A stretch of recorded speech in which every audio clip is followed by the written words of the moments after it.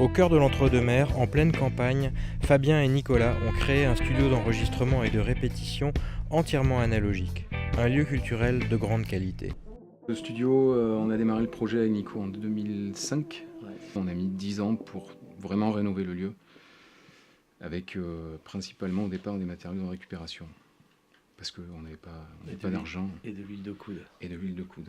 Et on a tout fait nous-mêmes pour créer vraiment un lieu où on puisse travailler.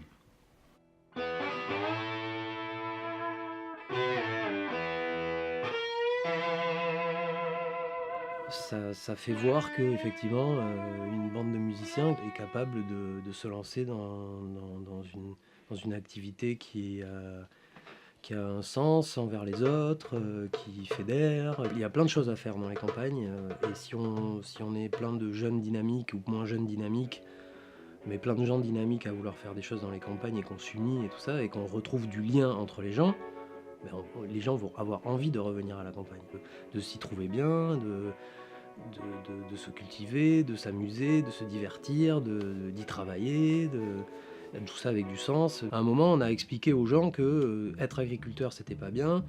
On a fait des grands îlots de culture avec des gens qui ont des milliers d'hectares ou des centaines d'hectares à cultiver tout seuls, qui se tirent une balle au bout d'un moment parce qu'ils n'y arrivent pas. Si on remet les gens qui sont motivés dans les campagnes sur des petits îlots et qu'on se serre les coudes, ça va rouler. Moi, je m'en fais pas.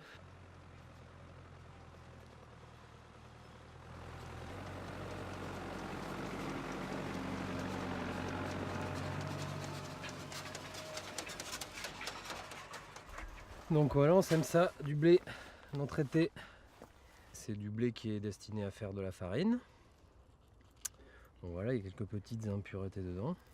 Je sème dans des conditions un peu particulières. Là, ce sont des essais. Donc l'an dernier, il y avait du tournesol. Et en même temps que le tournesol a été implanté. Donc là-bas, il est plus joli, tu vois, là ça est bien réussi, du trèfle. Donc ça, c'est du trèfle nain. Le sol, tu vois, il est assez grumeleux, c'est hyper humide. On a quand même laissé beaucoup de résidus de récolte qui devraient être, normalement, si l'activité du sol est bonne, qui devrait se dégrader dans l'année.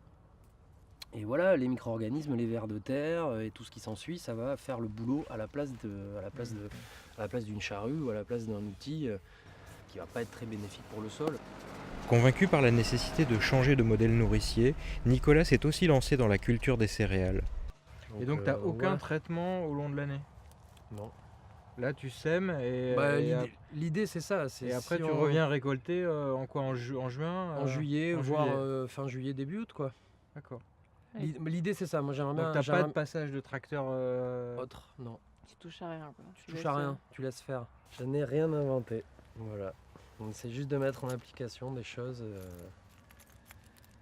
qui ont déjà été expérimentées. Mais ça marche, on sait que ça marche. On sait que ça fonctionne, ouais.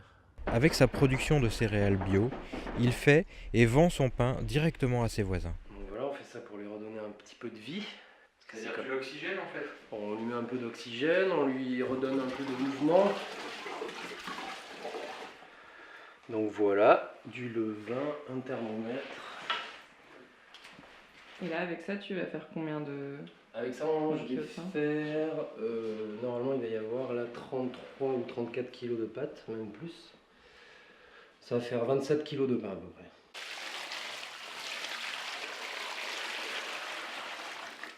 Je n'arrive pas à mettre de mots dessus parce que voilà, ça fait pas très longtemps que je fais ça, mais bon, il y a des choses qui se trompent pas, comme les odeurs.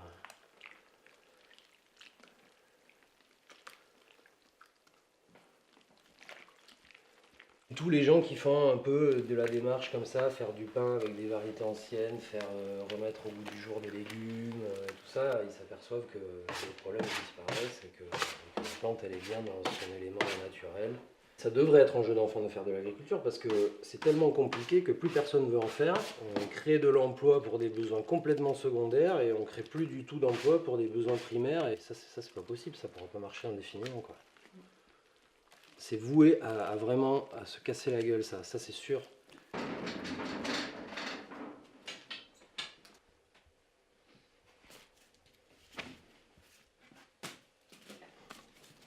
C'est un peu chaud. Ça sent la farine cuite. Et voilà. Donc du coup, si je veux t'acheter du pain, Tu viens ici, une fois qu'il est commandé, j'explique aux gens comment ça se passe. De la première fois, je les accueille et tout ça. Et ils rentrent là, ils passent la porte, ils poussent la porte et ils prennent leur pain et ils mettent dans cette petite corbeille l'argent l'argent qui équivaut à leur petite miche de pain. Voilà.